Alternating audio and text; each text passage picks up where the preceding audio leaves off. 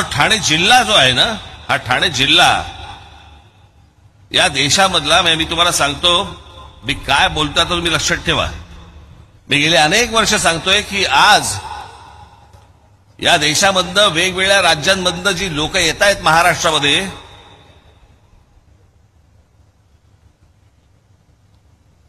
तुम्ही कितीही काम करा, कितीही रस्ते बांधा, कितीही पूल बांधा, कितीही काही करा, पण जोपर्यंत हे बाहेरचे लोंढे जोपर्यंत थांबणार नाहीत तोपर्यंत तुम्ही कितीही विकास केलात तरी या शहरांमध्ये काहीही घडू शकणार नाही.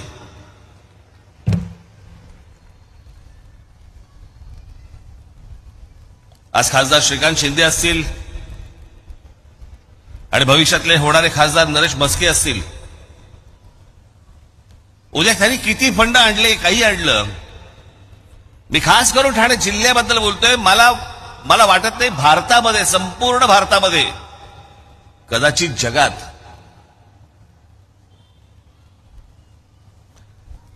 ठाणे जिल्ह्यासारखं हे जे सगळे बाहेरून जे लोक येत आहेत यांचं सर्वात जास्त येण्याचं प्रमाण हे ठाणे जिल्ह्यात आहे. साधी गोष्ट पण लक्षात घेऊया. काय असते, एक गाव असतं, गावामध्ये ग्रामपंचायत असते, मग त्या ग्रामपंचायतीची पुढे काहीतरी काय जिल्हा परिषद होते, जिल्हा परिषदेची काहीतरी नगरपालिका होते, नगरपालिकेची पुढे महानगरपालिका होते. हे ठरतं कशावर? लोकसंख्येवर. बरोबर बोलतोय मी? लोकसंख्येवरती ठरतं. मुंबई उपनगर जिल्हा किती महानगरपालिका आहेत? 1.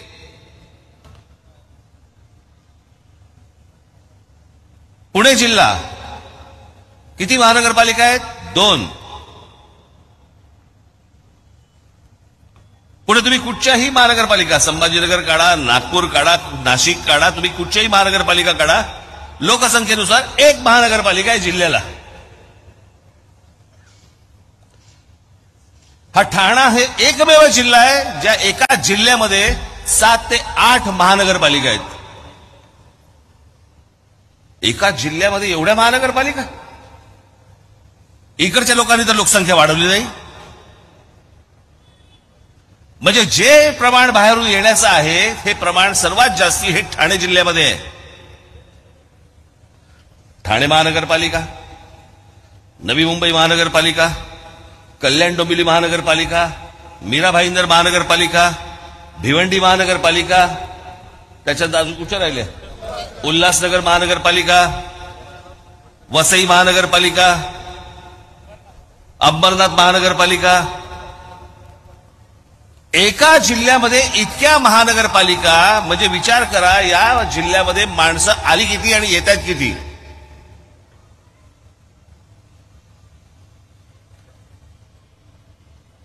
श्रीकांत शिंदे आणि नरेश म्हस्के, मला तुम्हाला एवढंच फक्त सांगायचंय, हे प्रश्न तिकडे तुम्ही लोकसभेमध्ये मांडा की हे आवरा, आता आमच्यावरचा बोजा आवरा.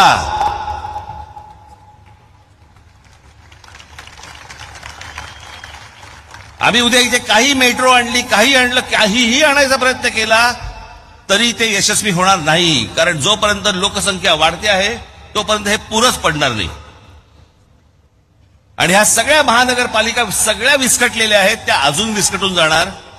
जो मूळ राहणारा माणूस आहे, जो मूळ करदाता म्हणून ज्याला आपण म्हणूया, त्याच्या हाताला, नशिबाला काहीही लागणार नाही.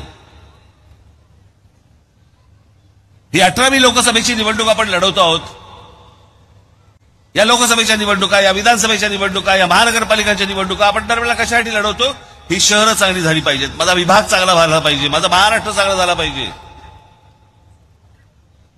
पण हे जर अशा प्रकारचे जर समजा बाहेरून येणाऱ्या माणसांची जर संख्या रोजच्या रोज वाढत असेल, मग लोक म्हणणार बघा कसा संकुचित विचार. याच्यात कसला संकुचित विचार आला?